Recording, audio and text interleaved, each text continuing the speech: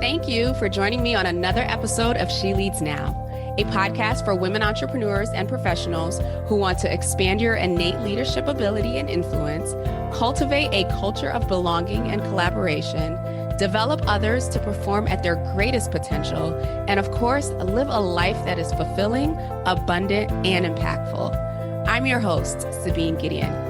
After nearly 14 years of climbing the corporate ladder as an HR professional and a leader, I became a corporate dropout and have spent the past several years helping organizations and leaders align their business goals with their talent strategies, strengthen their leadership bench, and create environments that employees actually want to be a part of. Tune in every Wednesday for insight, practical tools and strategies, as well as inspiring stories from other women leaders who have climbed the ropes and are now making a huge impact within their spheres of influence. Looking forward to chatting with you soon.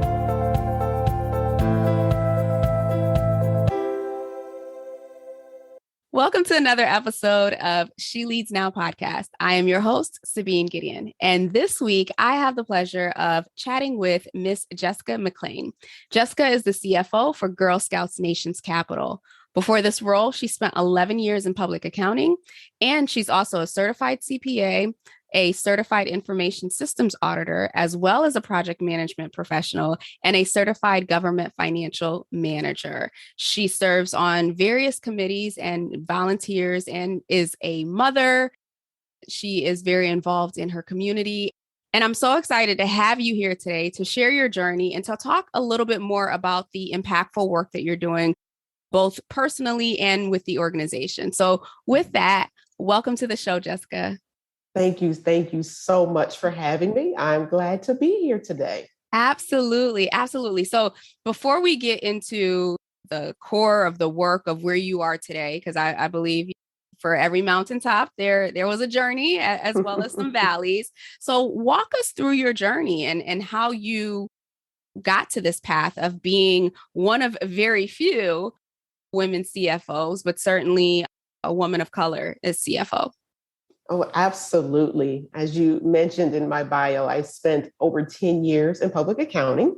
So after I received my master's degree from George Washington University, I did what many accounting majors do, which is go to work at the Big Four. And that's what I did. I spent a few years at KPMG, moved around to a few different firms. I worked at KPMG, and then by the time I left public accounting in 2019, I was working at a local firm in Washington, D.C.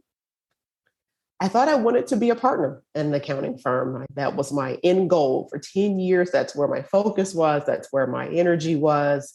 And as I learned more of what it meant to be a partner at an accounting firm, I had to reevaluate what that end goal meant to me and decided not really what I thought I wanted to do. I think most people pushed me there because that's what you're expected to do within the accounting profession, especially if you are in public accounting on that partner track. Around that time, I had also had my first child, my daughter, and wanted to take some time off to spend with her. And it was a great, tiring, but amazing 6 months. And I used that time to reevaluate and reprioritize. So most people did that during the pandemic. I did that prior to the pandemic.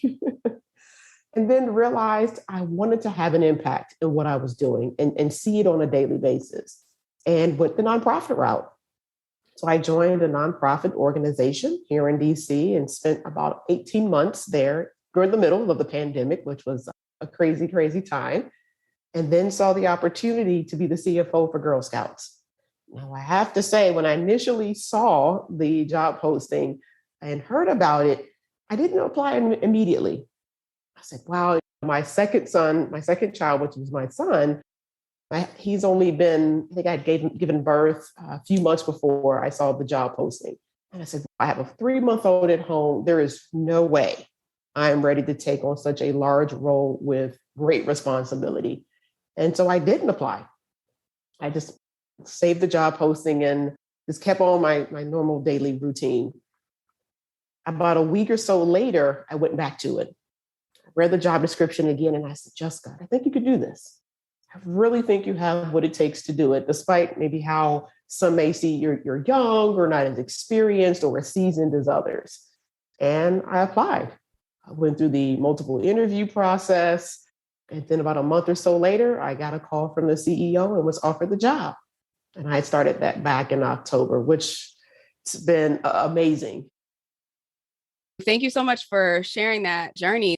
It's always interesting to hear the path and the decisions and the steps that individuals took to get to where they were. And so I'm curious, as you think back around that initial hesitation, what were some of the things that like popped up for you where like you saw this big job that you knew you could do, but you were still kind of like, nah, maybe not? One of the biggest things was I remember transitioning out of public accounting in 2019 after I had my daughter.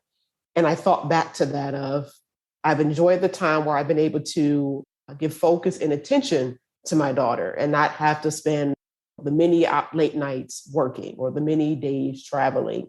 Would I want to go back to that space, knowing that now I have a second child at home? Those were my initial thoughts.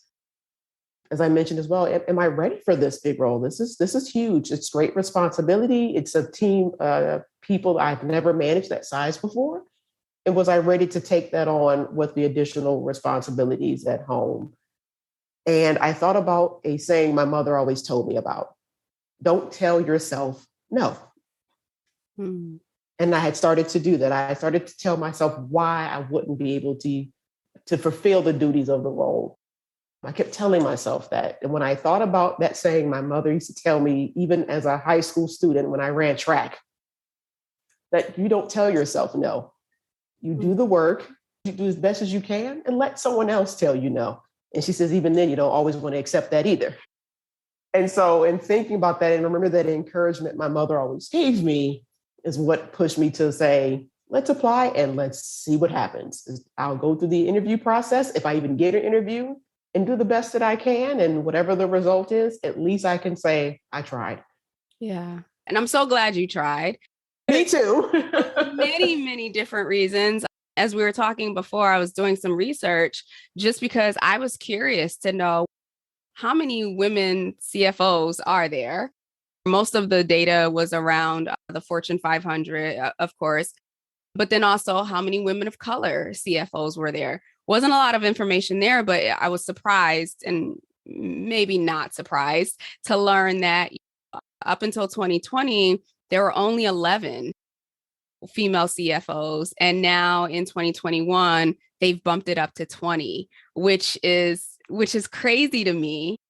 But at the same time, realistically knowing where things stand, that makes sense. So with that, you transitioning into this role and stepping outside of your comfort zone and putting on these big shoes that literally very few have walked in. What has that process been like for you? It's been fulfilling, as interesting as that may sound. And what's helped me get through it is my network and the connections that I have. When I began to share with friends and family and my other colleagues of the role I was taking on, especially the women I told, they said, I know a CFO, a female CFO that works at this organization. I'll put you in contact with her. She'll be a great mentor for you. And even over the last, I would say I've been at the role now about 10 months. I've met several other female CFOs across other nonprofits, healthcare organizations, foundations who have been a major support system for me. When I've had days of, I think I'm in over my head, I'm not sure how to tackle this. How do I handle the relationship with the CEO? They have been an amazing, amazing support system. And it's helped me get through the day-to-day workload of the team, of the work, the emails, the meetings, helping me design a strategy to be impactful in the role, because that's very important to me. Being able to say, no matter how long I'm there, the impact that I want to leave with the organization. I have had days where it's tough, to be very honest. It's very tough. I had a long work day full of meetings, a long commute, and then coming home and still being mommy. But I know it was meant for me.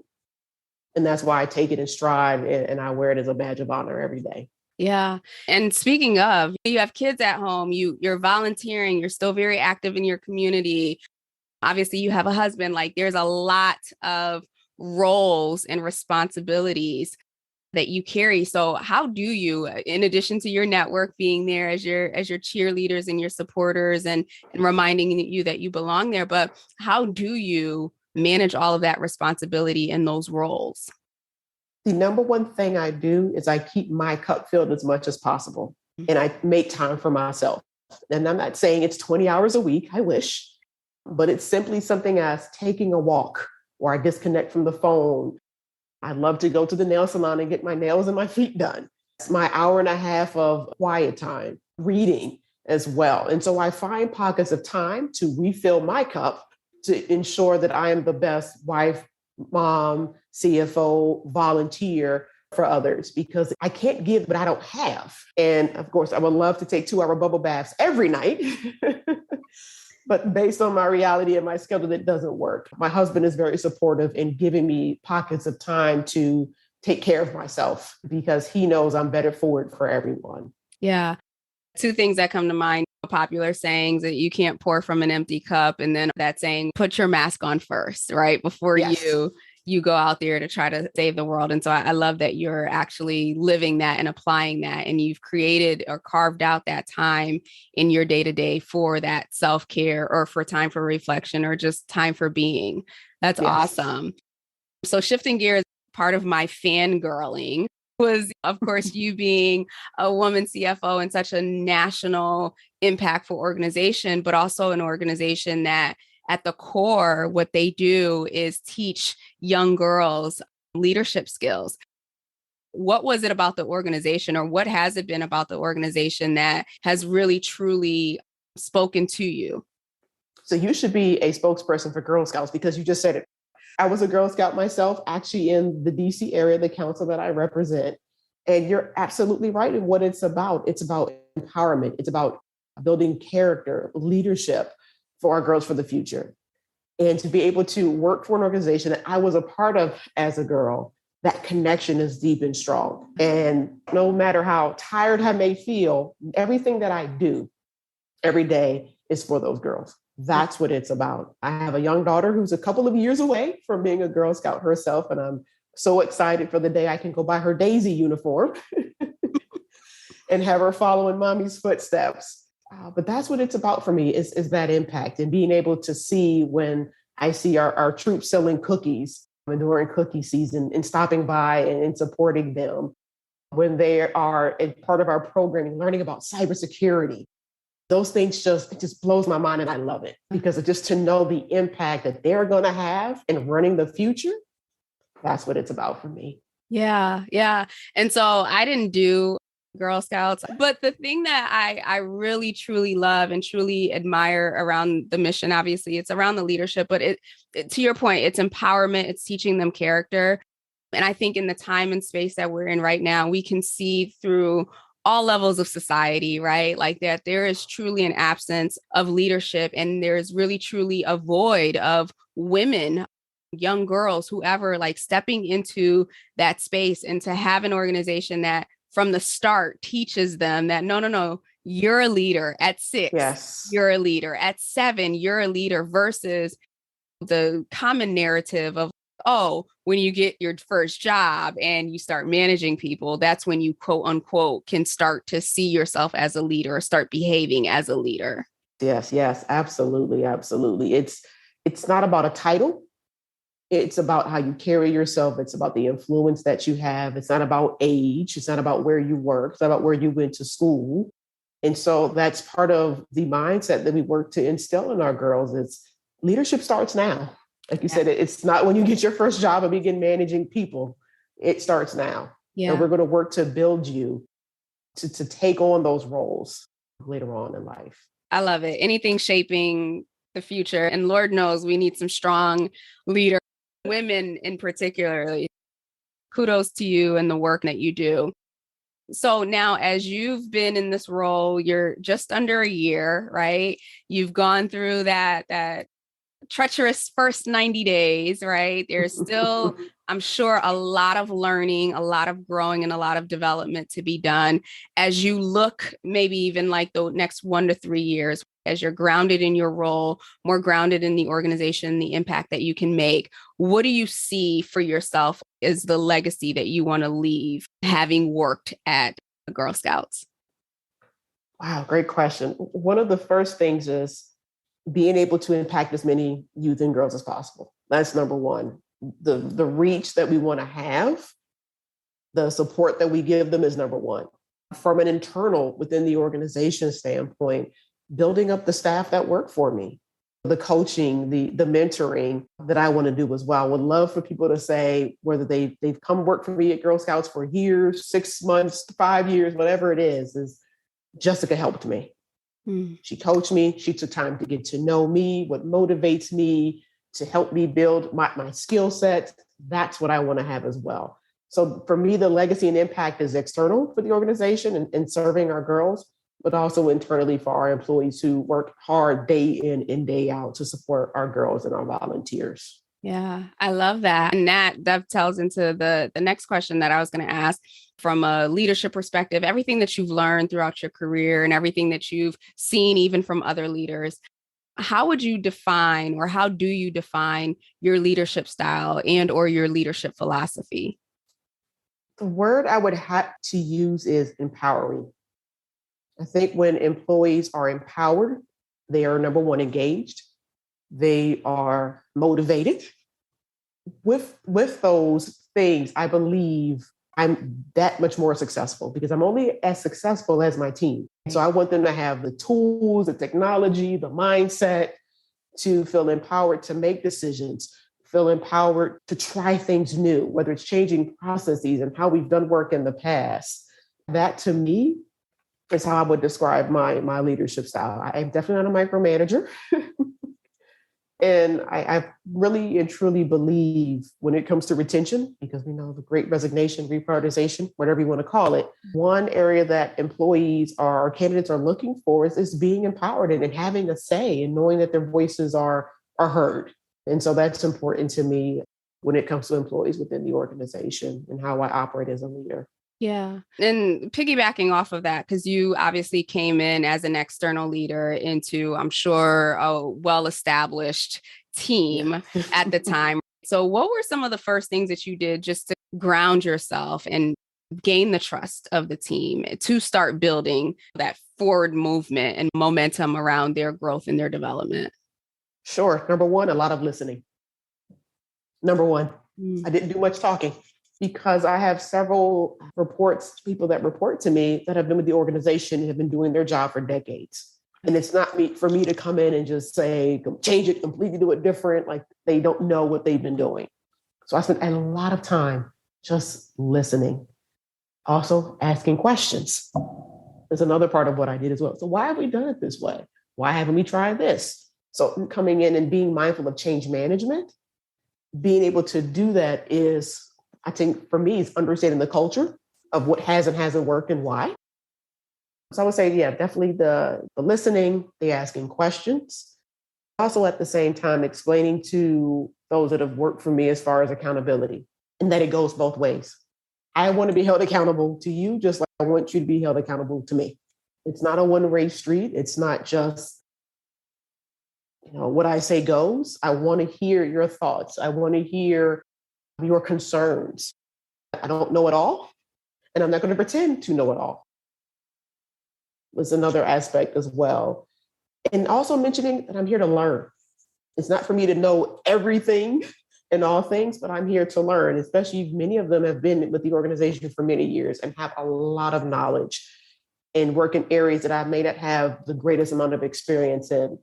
And being able to be open and share that with them. I think it's allowed me to build great relationships with those that work for me, even despite whether it's the age difference, the different genders, and being able to work together, because I say the goal of everything we do is to support the organization. That's why we're here. Yeah. That's why we wake up every day.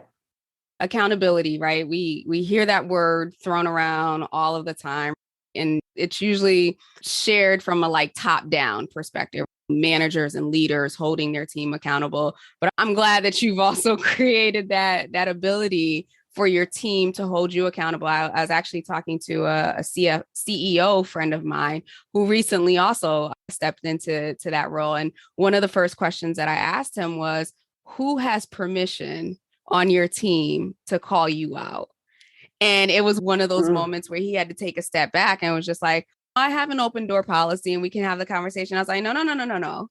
Who have you explicitly, who have you explicitly given permission to call you out if, something is off or something is wrong? And I think as leaders, no matter what role you're in, you have to think from that perspective. Part of building that trust is allowing other people to say, hey, wait a minute, that may not be the right thing, without fear of retaliation or without fear of, hey, we're going to mess up the relationship somehow. So I'm so happy that you shared that that's part of, or that's ingrained in your leadership style and what you've communicated with your team. For me, it's one of the great ways to be successful. And I love how you phrased the question of call you out. And my direct reports know if Jessica didn't submit something on time or get back to you on time, it's okay to let me know that I didn't do it. Absolutely. Hold me accountable. Yeah. Yeah. And it's for your growth too, right? Like it's just, yes, it goes both ways. Thank you. And so you talked a little bit earlier about your network and the power and the strength that you've been able to gain from your network in those moments of learning and during your transition. I'm a big believer of building strong networks for many different reasons. So as you think about just your career, now obviously you're leveraging your network, but throughout, are there any particular or specific networking strategies that you've been able to implement that you can think back and say, every time I did that, or the more I did this has actually led to open doors or new opportunities for me? I think of a few things. I worked with an executive coach, I would say about 4 or 5 years ago, Janine Brown, who has this amazing book, Unstuck and Unstoppable. And in working with her, she talked about, I'm a natural introvert. Some people may not be able to tell, but I am. Of being intentional when it comes to networking. That was a word she used. You have to be intentional. This isn't just some haphazard thing that just happens. She would say, before you go to a conference, get the list of attendees and identify just 2 individuals you would want to meet. If you have email, send them an email after you've met with them, after you've left the event. From an in-person perspective, of course, with the pandemic, in-person opportunities didn't present themselves. But I still worked to build and maintain the connections in the network that I have even during the pandemic, of liking posts or commenting on posts on LinkedIn, and people would respond and then I would connect with them. And I have met many great, amazing people over the past 2 years virtually. Some I've just actually met in the past few months in person. And so I'm very intentional and strategic when it comes to building my network and then maintaining the connection after the fact as well, because that's important. I can pass out business cards all day long, but if I don't spend time to reach out every so often, connect with them, try to meet up for coffees or lunch, depending on where they are, of course, in the world, it's for naught. And so intentional is the word of the day when it comes to networking. Absolutely. Absolutely. And we met on LinkedIn or via LinkedIn. So yes, there's wonderful power in that. Coming out of your master's program, starting in the Big Four, working your way, wanting to be partner, to shifting gears, everything that you've experienced, who you are today and the roles that you're playing today. If you could go back in time and have a conversation with younger Jessica, whether it be the 22-year-old or the 24-year-old, what advice would you give her based on what you know now about life, about business, about your career? Self-care is not being selfish.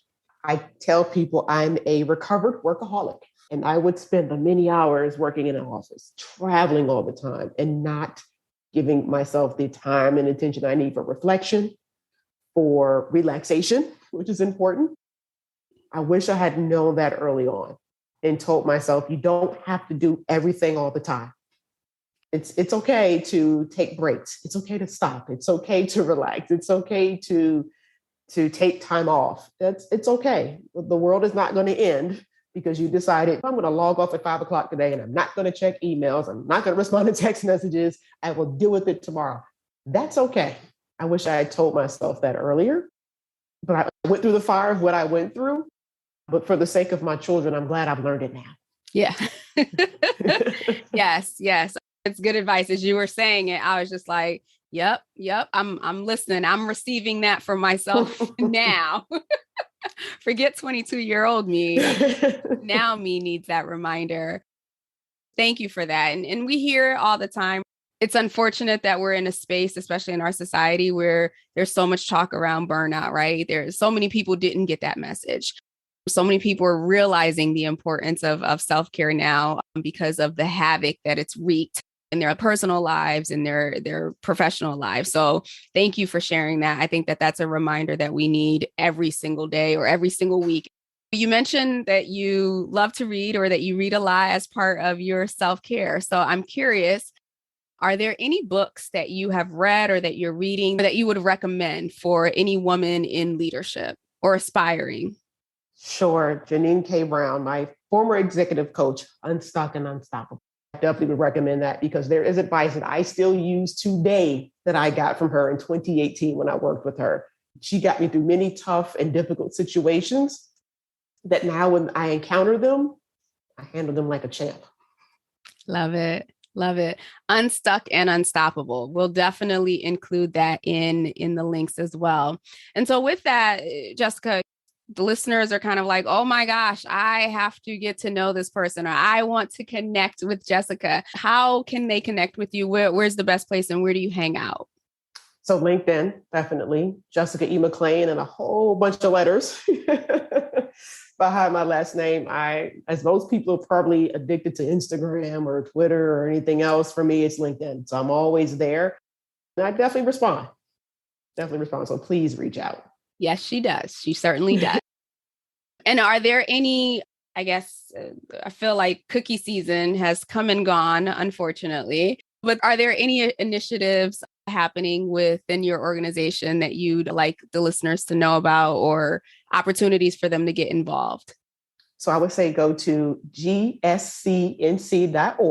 That's Girl Scouts Nation's capital. That's our website. That's where we list all of our events, our need for our volunteers. If you want to donate to our organization, when our cookie sale starts back up in December, a way for you to get your cookies. So year round, we're always looking for volunteers to support programming for our girls.